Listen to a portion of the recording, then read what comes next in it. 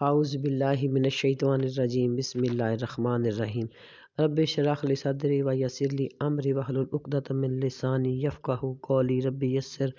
ولا تعسر وتمم بالخیر وبک نستعین آمین یا الہی آمین۔ سورۃ نساء کی 135 آیت میں ہے کہ اے لوگو جو ایمان لائے ہو، انصاف پر قائم ہو جاؤ اور اللہ کے لیے گواہی دینے والے بن جاؤ، اگرچہ وہ فیصلہ تمہاری ذات، والدین، رشتہ داروں کے خلاف ہو، وہ کوئی غنی ہو یا کسی فقیر کے درمیان میں ہو، تب بھی فیصلہ ایسا ہی کرنا ہوگا جیسا اللہ نے ہمیں بتایا ہے، کیونکہ اللہ ان سب کا سب سے زیادہ خیر خواہ ہے، ہم سب سے زیادہ۔ اس لیے مت پوجو اپنی خواہشات کو اور عدل کرو اور زبان کو نہ پھیرو مروڑو۔ اس لیے اگر ہمیں اللہ کی دوستی لینی ہے تو ہمیں حضرت ابراہیم علیہ السلام کے طریقے پر چلنا پڑے گا، کیونکہ جو یکسو تھے اور ہم دنیا میں آخرت کا سودا کرنے آئے ہیں۔ حدیث میں ہے کہ نبی کریم صلی اللہ علیہ وآلہ وسلم نے ہمیں بتایا کہ جو بھی نیکی کرتے ہو اس کو چھپا کے رکھ لو،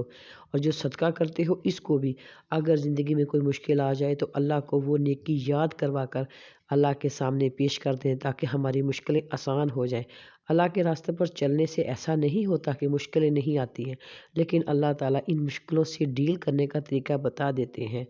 ہمیں صبر دے دیتے ہیں۔ نبی کریم صلی اللہ علیہ وآلہ وسلم نے ہمیں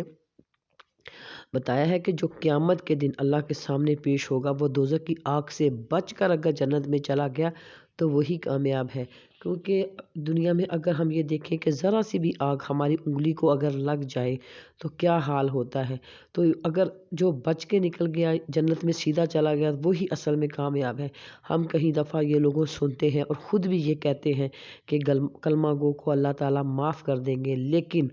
یہ دیکھیں کہ ہم نے کس طرح اللہ سے معافی لینی ہے۔ کیا ہم نے جہنم میں پہلے آگ میں جلنا ہے پھر جانا ہے؟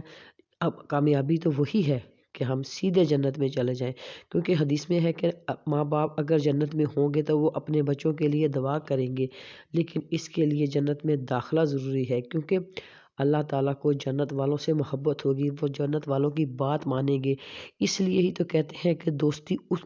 ایسے لوگوں سے کریں جو ہمیں نیکی کی راہ پہ چلائیں، کیونکہ جب کوئی ہمارا دوست جو دنیا میں جس کے ساتھ مل کر ہم نے اچھے کام کیے ہوں گے، اگر ہم سے کوئی ایسی غلطی ہو بھی گئی ہے کہ اگر ہمیں کوئی،